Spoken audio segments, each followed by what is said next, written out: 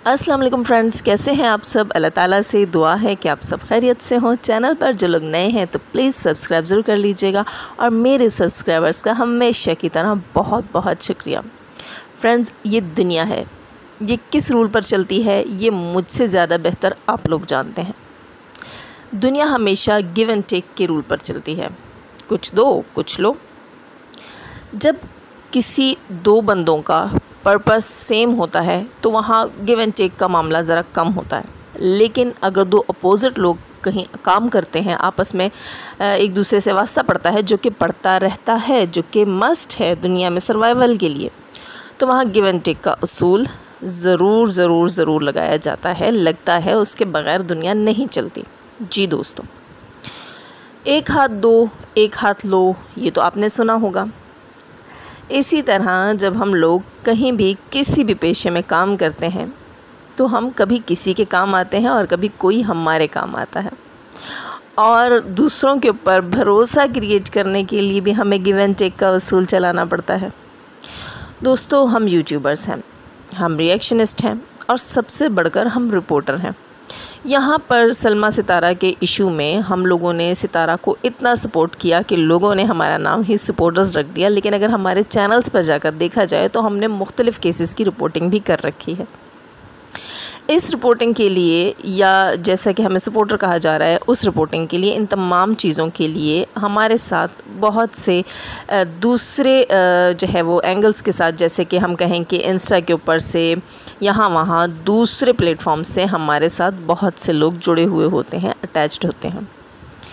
इनमें कुछ लोग जिनका पर्पस हमारी तरह सेम होता है तो हम लोग मिलकर काम करते हैं, जैसे कि सितारा यासीन के सपोर्टर्स, ख़ास तौर पर वो सपोर्टर्स सितारा यासीन के जिनके यूट्यूब चैनल्स नहीं हैं, जिन्हें कहीं कुछ गलती दिखती है किसी के व्लॉग में, किसी के रिएक्शन में, किसी की चालबाजियाँ नज़र आती हैं, तो वो वहाँ हमें भरपूर तरीके से जो है इसका फ़ायदा देते हैं। हमारे लिए स्क्रीन रिकॉर्डिंग्स करके हमें सेंड करते हैं, हमारा उस तरफ ध्यान दिलवाते हैं, हमें कहते हैं कि देखिए यहाँ क्या छुपाया जा रहा है और यहाँ क्या बताया जा रहा है। क्योंकि यहाँ पर सितारा यासीन को सपोर्ट करने के चक्कर में उनके तमाम जो व्यूवर्स हैं, उनसे प्यार करने वाले जो हैं, वो ये चाहते हैं कि कहीं कोई कमी, कोई ख़ामी ना रहे, कोई दुश्मन इस चीज़ का फ़ायदा ना उठाए। तो जिन लोगों के चैनल्स नहीं होते हैं वो लोग हमारे साथ बहुत ज़्यादा जो है अटैच होते हैं वहाँ पर, और जिन लोगों के चैनल्स हैं भी और जिनको ये लगता है कि ये बात हमारे चैनल से भी जाए लेकिन इनके चैनल से भी जाए, वो भी हमें आकर वहाँ मुख्तलिफ़ चीज़ें सेंड करते हैं। अच्छा, एक और चीज़ मैं यहाँ कहूँगी कि हमारे साथ मुख्तलिफ़ प्लेटफॉर्म्स के ऊपर हेटर्स भी जुड़े हुए होते हैं। जी दोस्तों, ये है वाईटी की असली दुनिया।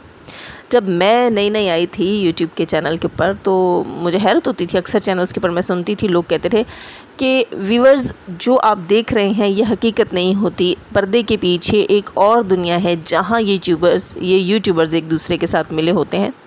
यहाँ ये कह देना कि हम लोग एक दूसरे को के साथ मिलाकर और पॉइंट्स बांट करके तुम हेटर बन जाओ, मैं सपोर्टर बन जाता हूँ, ऐसी चीज़ नहीं होती। हाँ, ये चीज़ ज़रूर होती है कि वक्त आने पर, नीड पड़ने पर वहाँ कोई ना कोई एक दूसरे से बात की जाती है कि देखें यहाँ मेरे साथ ज़्यादती हुई है या मुझे इस चीज़ के बारे में जो है वो इन्फो चाहिए। ठीक है, इस किस्म का लेन देन हमारा चलता रहता है। तो दोस्तों, यहाँ इंस्टा के ऊपर और बहुत से लोग व्हाट्सएप के ऊपर भी एक दूसरे के साथ राब्ते में होते हैं, तो हमारी कहीं ना कहीं हेटर्स सपोर्टर्स की भी आपस में मुलाकात हो जाती है मुख्तलिफ़ प्लेटफॉर्म्स के ऊपर, और वहाँ हम अपने नीड के हिसाब से एक दूसरे से इन्फो लेने की कोशिश भी करते हैं। बहुत से हेटर्स याद आ गया होगा आप लोगों को। खैर दोस्तों, तो यहाँ मैं बात कर रही थी कि रिपोर्टिंग चैनल को चलाने के लिए हमें भी गिव एंड टेक का असूल अपनाना पड़ता है। और हाँ, ये इतनी सारी तमहीद मैंने बांधी क्यों?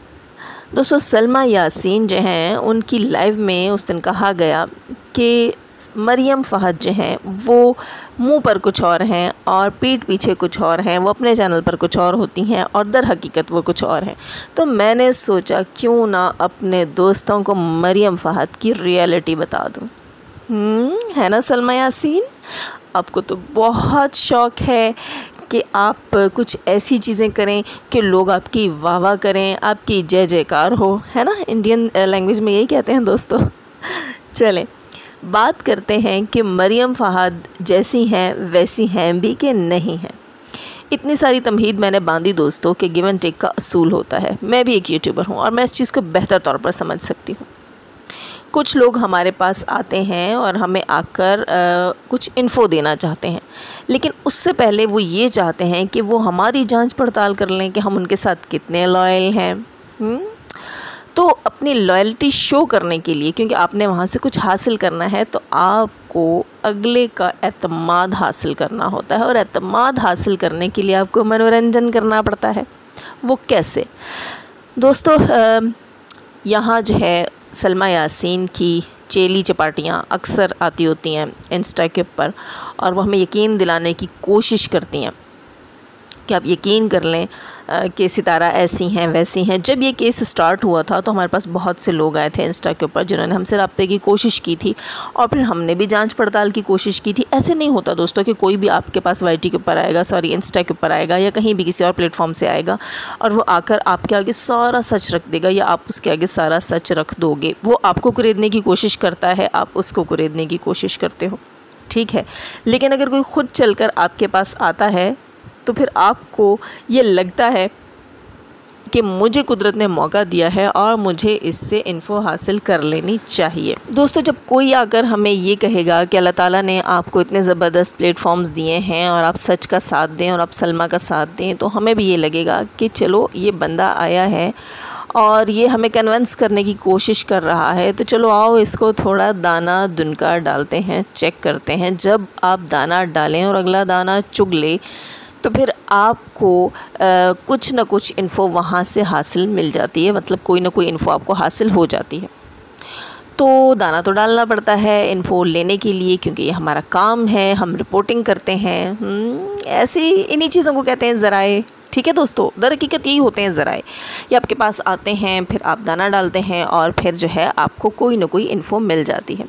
आपको एतमाद अगले का बहाल करना होता है। अगले का आप जब आप एतमाद हासिल कर लेते हैं तो वो आपके सामने जो है जो चीज़ें उसके पास होती हैं, जो इन्फ़ो उसके पास होती है, वो आपके साथ शेयर करता है। ये आप ख़वातीन से बेहतर और कोई नहीं जान सकता कि एतमाद कैसे हासिल किया जाता है। जी दोस्तों, दूसरे का एतमाद हासिल करने के लिए आपको अपनी ही पार्टी के लिए थोड़ा बहुत बुरा तो बोलना पड़ता है, वरना कहाँ कोई जो है वो आप पे भरोसा करेगा।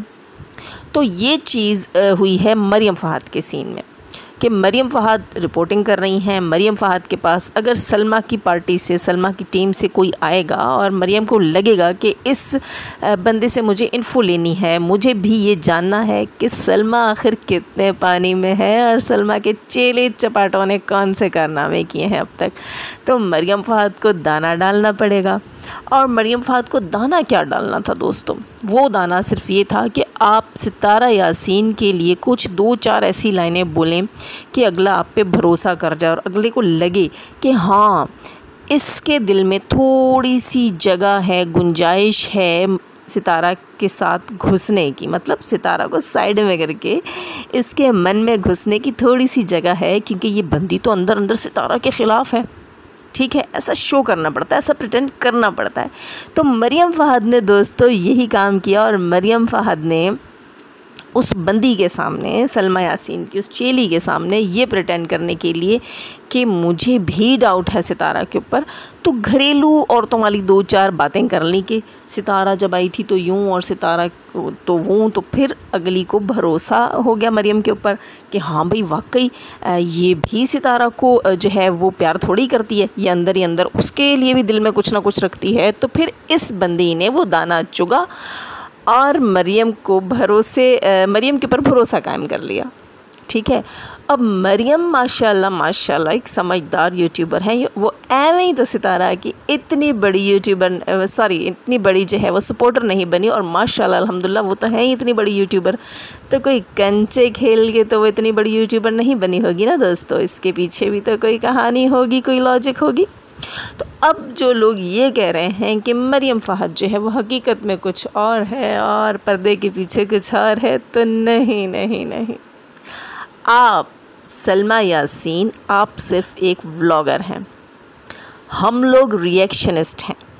हमारा दिन में कई तरह के लोगों से जो है अपने चैनल के लिए या वाईटी के लिए राब्ता होता है, पाला पड़ता है।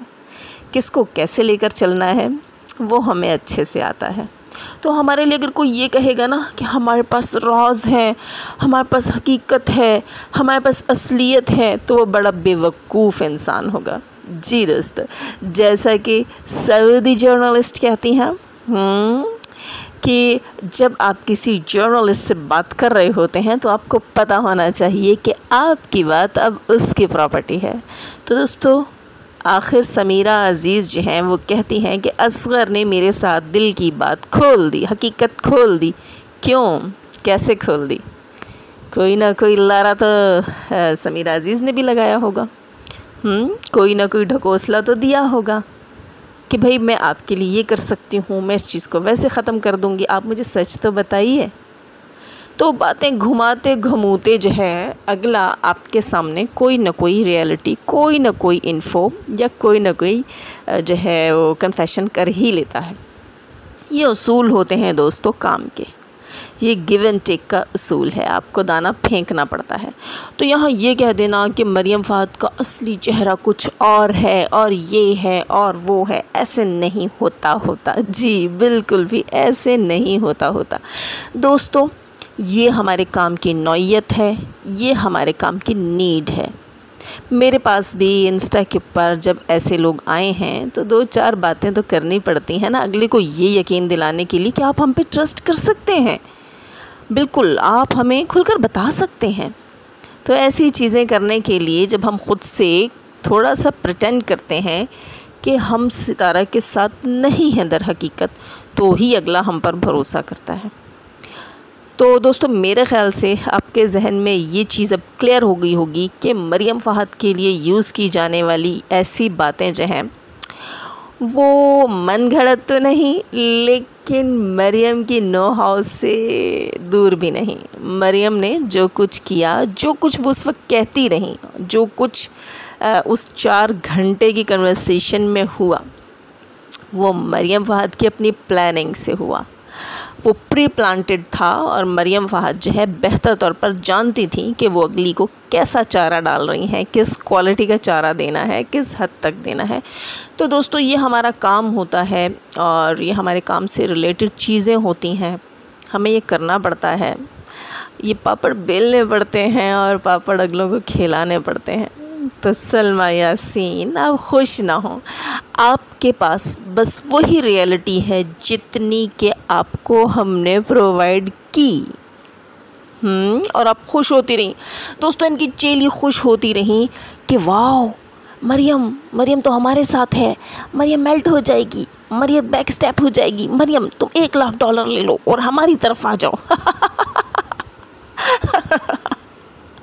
सॉरी दोस्तों, कोई बात नहीं, अगर कोई खुश हो लेता है इतने शदीद किस्म के तनाव वाले माहौल में, शदीद डिप्रेशन में, अगर किसी को खुशी के 4 लम्हे हमने दे दिए तो उसको तो हमारा शुक्रगुजार होना चाहिए। लेकिन नहीं, सलमा को घी हज़म नहीं होता।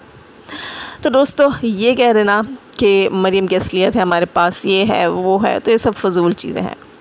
मरियम की जो असलियत थी, मरियम ने जो बातें की थी, वो सब मैं भी जानती हूँ, मरियम ख़ुद भी जानती हैं और सितारा यासीन भी जानती हैं कि क्या कुछ बात हुई थी, क्या नहीं हुई थी, क्या होनी चाहिए थी। तो सलमा यासीन, आपने जो शुरली छोड़ी है वो तो आधे में बुझ गई।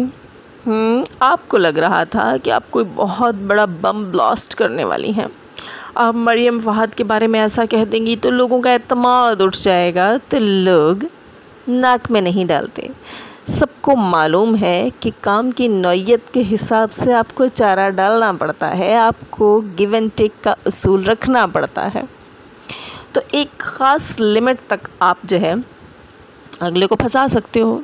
तो दोस्तों, ये तो दुनिया है, दुनिया का उसूल है। तो मरियम ने अपने काम के हिसाब से अपने उसूल को अपनाते हुए अपना काम किया और बहुत बेहतर तरीके से किया। तो दोस्तों, अगर मरियम कहीं पर भी इस चीज़ में गलत होती तो $1 लाख की ऑफ़र कोई छोटी ऑफ़र नहीं थी, और इसके अलावा कीमती तोहफ़े वो तो कोई नहीं भूलेगा।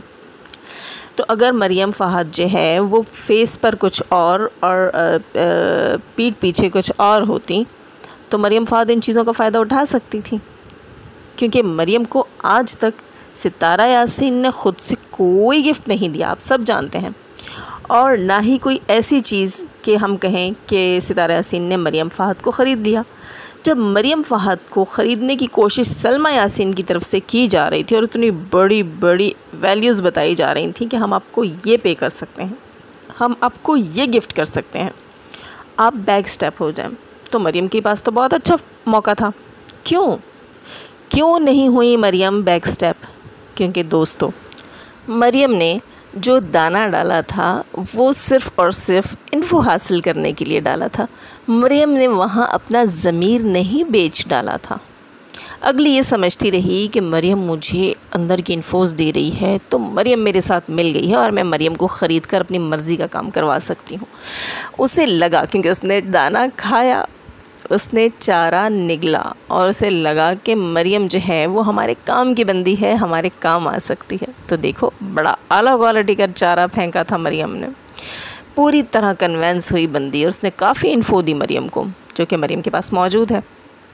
वो ये समझी कि मरियम इतनी सगी है मेरी तो मैं मरियम को ख़रीद सकती हूँ, इसीलिए उसने मरियम को ऑफ़र्स करवाई और मरियम माशाल्लाह अल्हम्दुलिल्लाह, मरियम ने दोस्तों चारा डाला था, अपना ज़मीर नहीं डाला था। मरियम ने अपने ज़मीर का सौदा नहीं किया था, क्योंकि वो सारी चीज़ें मरियम ने रिकॉर्ड की। ये इस बात का सबूत है कि मरियम उसे यूज़ कर रही थी।